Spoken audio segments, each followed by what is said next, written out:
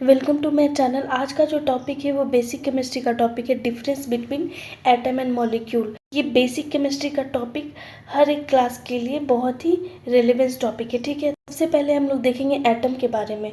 तो atom is the simplest component of an element. तो atom जो होता है किसी भी एलिमेंट का सिंपलेस्ट कंपोनेंट होता है। जैसे कोई भी एलिमेंट है, एग्जाम्पल में आप समझ सकते हैं हमारा ऑक्सीजन, सल्फर, नाइट्रोजन, सोडियम। जो भी एलिमेंट है उसका जो बेसिक कंपोनेंट होगा वो हमारा एटम होगा, ठीक है। तो अगर ऑक्सीजन एलिमेंट है, ठीक है, ऑक्सीजन एलिमेंट है तो इसका जो छोटा सा फॉर्म होगा वो एटम होगा, यानी एटम से मिलके बना है ये एलिमेंट। तो कोई भी एलिमेंट हो गया वो एटम से ही मिलके बना होता है, ठीक है।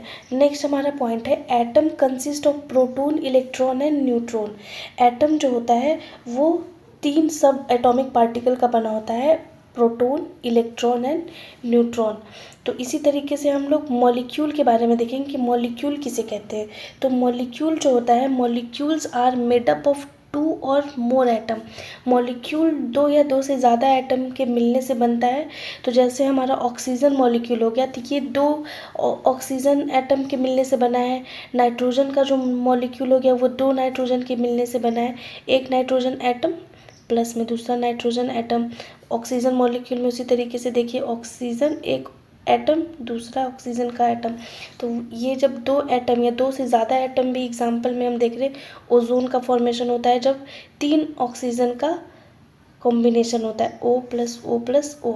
उसी तरीके से अमोनिया, यहाँ पे डिफरेंट एटम भी यूज हो सकता है। NH3 एक नाइट्रोजन और 3 हाइड्रोजन। तो मॉलिक्यूल बेसिकली क्या है, एटम के मिलने से बनता है, और एटम क्या है, एलिमेंट का सिंपलेस्ट कंपोनेंट है, ठीक है। नेक्स्ट हमारा मॉलिक्यूल जो होता है वो कंसिस्ट होता है 2 or more atoms of the same और डिफरेंट एलिमेंट, जैसा कि आप एग्जाम्पल में देखें, ठीक है। नेक्स्ट हमारा डिफरेंस है atom doesn't have a chemical bond.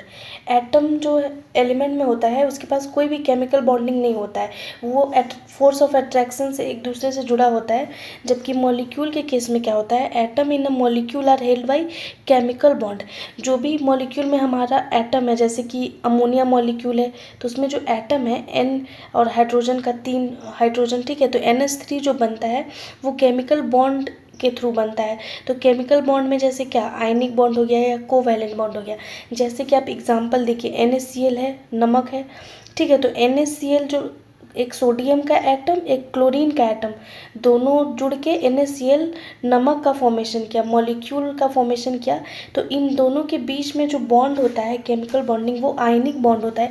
क्यों? क्योंकि जब ये टूटेगा तो सोडियम प्लस और क्लोरीन माइनस में टूट जाएगा, ठीक है। तो ये आयनिक बॉन्ड होता है। उसी तरीके से कोवैलेंट का एग्जाम्पल आपका मेथेन बहुत अच्छा एग्जाम्पल है कोवैलेंट बॉन्ड का, ठीक है।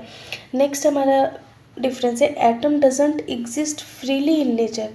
एटम जो होता है वो फ्रीली नेचर में नहीं प्रेजेंट होता है, जबकि molecule exist freely in nature. जैसे कि ऑक्सीजन का मॉलिक्यूल, नाइट्रोजन का मॉलिक्यूल आप आराम से फ्रीली देख सकते हैं, लेकिन आप सिर्फ ऑक्सीजन एटम या सिर्फ नाइट्रोजन एटम आपको देखने को नहीं मिलेगा, ठीक है। नेक्स्ट हमारा डिफरेंस है an atom of any element is represented by the symbol of that element. कह रहा है कि एटम जो होता है, किसी भी एलिमेंट का जो एटम होता है उसको हम लोग सिंबल से रिप्रेजेंट करते हैं। जैसे कि अगर फॉस्फोरस एटम को रिप्रेजेंट करना है, फॉस्फोरस एलिमेंट के एटम को, तो P से, कार्बन को तो C से, सोडियम को इसी तरीके से Na से। इसी तरीके से जितना भी एलिमेंट है सबको एक सिम्बॉलिक तरीके से रिप्रेजेंट किया जाता है।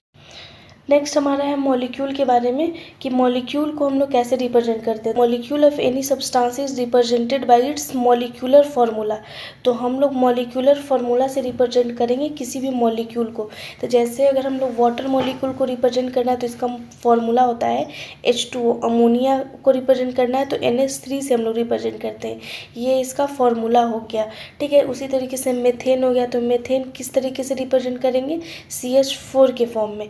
तो ये हमारा मॉलिक्यूल जो रिप्रेजेंट होता है मॉलिक्यूलर फार्मूला के फॉर्म में, जबकि एटम जो होता है वो सिंबल के फॉर्म में होता है, ठीक है। नेक्स्ट हमारा लास्ट जो डिफरेंस है, except some of noble gas other atoms are highly reactive. Atom जो होता है वो हाईली रिएक्टिव होता है, इसलिए देखते हैं ऑक्सीजन जो है 2 ऑक्सीजन एटम मिलके O2 का फॉर्मेशन कर ले, जबकि molecules are less reactive. Less reactive means reactive होता है लेकिन बहुत ही कम रिएक्टिव होता है। जैसे वाटर जो है वो रिएक्टिव है बट उतना ज़्यादा रिएक्टिव नहीं है जितना कि सिर्फ ऑक्सीजन और हाइड्रोजन एटम।